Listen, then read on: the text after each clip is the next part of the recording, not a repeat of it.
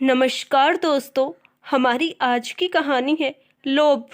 अरे नैना बहू, सुना है तुम्हारे पिता को हाईवे में जाने वाली उनकी जमीन का मुआवजा 4 गुना ज्यादा बढ़कर मिलेगा। सास ने लोभ से चमकती आंखें लिए कहा। नैना, हाँ माँ जी, अच्छा ही तो है। आखिर मेरे भाई बेरोजगार हैं, उनकी संतानों के भविष्य के लिए ठीक रहेगा।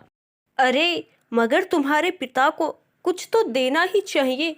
उसमें से अपनी दोनों बेटियों को 4 संतानें हैं, तो दोनों बेटों के साथ दोनों बेटियों का भी कानूनी हक है पिता की संपत्ति में। खाना खाते हुए रमेश ने भी अपनी माँ का ही समर्थन किया। नैना, हाँ, पर मुझे जरूरत ही क्या है? आखिर नौकरी करती हूँ मैं भी और आप भी।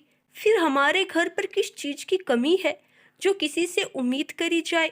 नैना ने दोहरा वार किया। हाँ, कमी तो नहीं है, और फिर कौन मर रहा है उनकी संपत्ति के लिए?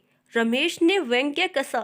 सास ने तुरंत पलड़ा हल्का होते देख पासा पलट मारा। अरे बेटियों को कौन देता है बार बार? बड़े दिलवाले होते हैं जो ब्याह के बाद संपत्ति में से बेटी को हिस्सा देते हैं। तिलमिलाकर चुप रह गई नैना। सोचा कि अपनी बेटी को जीवन भर के लिए किसी को दे देना बड़ी हिम्मत का काम होता होगा। अपनी गोद में खेलती बेटी को पुचकारते हुए नैना ने आगे कहा। हाँ, बिल्कुल सही कहा। बड़े दिलवाले होते हैं तभी बेटियां दे देते हैं। जी तो चाह रहा था कि दिल की भड़ास निकाल दे कि पर ससुराल वाले इतने बड़े दिलवाले कहाँ होते हैं कि बिना लक्ष्मी लिए ही गृह लक्ष्मी को घर ले आए, तभी जीवन भर कंगाल ही रह जाते हैं। और बड़े दिलवाले लड़की के माँ बाप आजीवन देने के बाद भी कभी उऋण नहीं होते, किंतु संस्कारों की दुहाई व माता पिता की इज्जत की खातिर बहु मौन धारण कर अंतर्मन की ज्वाला में धधकती रहती है। तभी सास ने पुनः सुरसा मुख खोला।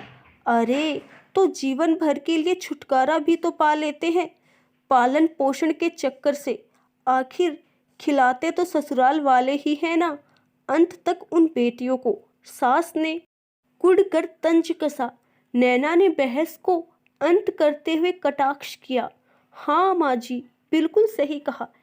ऐसे ही कभी आपके घर वालों ने छुटकारा पाया था तो कभी मेरे घर वालों ने, और आगे हम भी अपनी बेटियों से छुटकारा पा लेंगे।